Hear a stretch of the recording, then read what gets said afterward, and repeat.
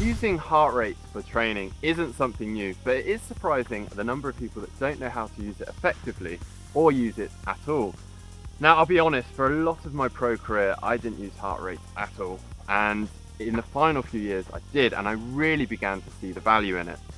Now, the old school way to take your heart rate was to use 2 fingers to find your pulse on the side of your neck, but you could only do this at the end of each rep. So it's great that now we can use devices like these where we can take our heart rate continuously. So today I'm using a heart rate belt that's linked to my watch.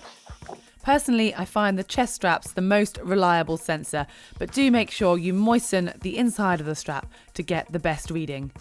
The heart rate is a clear and solid indicator of how hard the body is working, and you can't really argue with that figure. For instance, if you try pushing too hard for too long, you will crumble. So it's important that you work to your zones.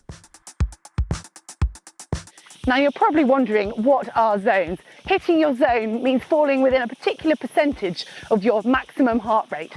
Each zone has a different training effect, so you can make your sessions more specific and effective.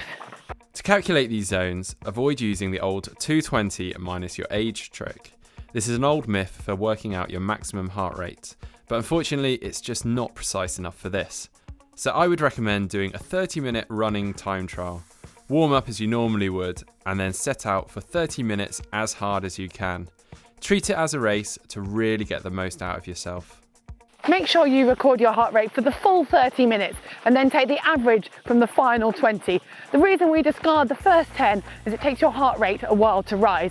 Now this number will give you your lactic threshold heart rate, LTHR, and you can then input this value into many online calculators, and that will give you your own training zones. Now, when you head out for a run, you can just have your heart rate displayed on your watch and know exactly what range you need to stay within.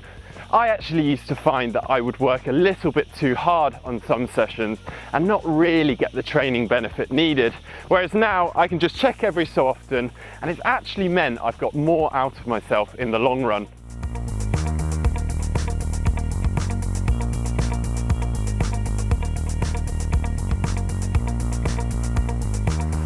Heart rate is also a really useful tool if you're running on differing terrain.